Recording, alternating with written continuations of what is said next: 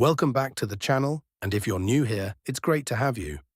Today's topic is a really interesting shift in the housing space, something we don't usually see. We're going to talk about a charity that's not just campaigning or lobbying anymore, but actually stepping into the role of a landlord themselves.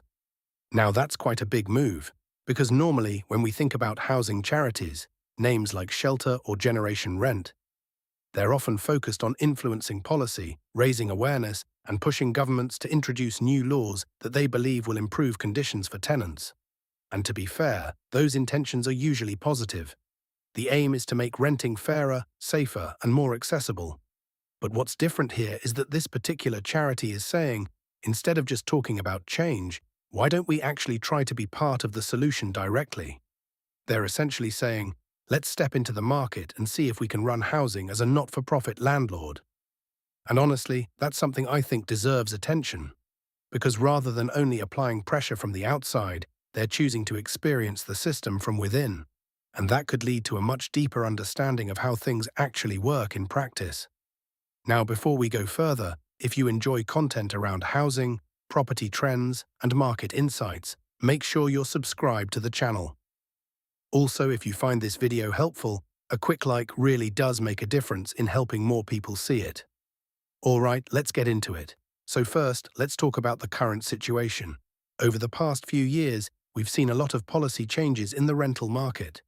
Many of these changes have been influenced by charities and advocacy groups pushing for stronger tenant protections. One of the biggest examples is the renters' reform, especially around Section 21 notices, which were no-fault evictions. The goal was simple: reduce the number of tenants being forced out of properties without a clear reason. On paper, that sounds like a positive move.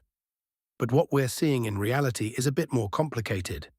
Instead of stabilizing the market, there have been some unintended consequences. For example, landlords have started exiting the market in large numbers. We've seen tens of thousands of rental properties being sold off or removed from availability. In fact, last year alone, over 200,000 rental properties left the market, and this year that number is expected to be even higher. At the same time, the number of Section 21 notices actually increased before the changes fully came into effect, as landlords rushed to act ahead of new rules. And naturally, when supply goes down and demand stays high, rents begin to rise.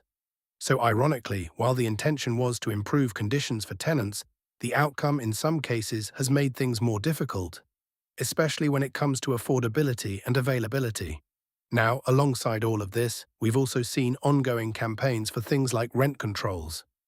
There have been marches and public demonstrations, particularly in major cities like London, where groups are calling for stricter limits on how much landlords can charge. However, not all political parties are on board with that idea. Some have made it clear that rent caps aren't something they plan to introduce, at least not right now. But of course, politics can change quickly, and future elections could shift the direction again. So this is where things get interesting. Instead of continuing down the same path of lobbying and campaigning, this particular charity, Crisis, has decided to try something different. They're planning to become a landlord, not in the traditional profit-driven sense, but as a not-for-profit model. Their idea is to acquire and manage properties directly, offering housing to people in need while reinvesting any surplus back into expanding their housing stock. And they're not starting huge, but they are starting. Their initial goal is to secure around 100 properties. Now that might not sound like a massive number compared to the scale of the housing crisis, but it's still significant. That could mean hundreds of individuals or families moving into stable, long-term housing. And for those people, that's life-changing. What's also notable is that they're not doing this alone. They've partnered with a major financial institution, Lloyds Bank, to help support the project. Lloyds themselves have expressed interest in becoming a major player in the rental market, with plans to develop large-scale housing projects. So this partnership could be quite strategic. Of course, it also raises questions, like how exactly the arrangement will work and what each side gains from it. But for now, the focus is on whether this model can actually succeed. Now let's talk about how this might work in practice. Crisis has indicated that these properties will operate on a not-for-profit basis. That doesn't necessarily mean rents will be dramatically lower than the market rate, but it does suggest that any income generated beyond costs would be reinvested into building or acquiring more housing. If done effectively, this could create a sustainable cycle. More properties leads to more rental income, leads to more reinvestment, leads to more housing. And over time, that could scale. Another important point here is the state of social housing. Over recent years, we've actually seen a decline in the number of available social housing units. In some cases, more properties are being demolished than replaced.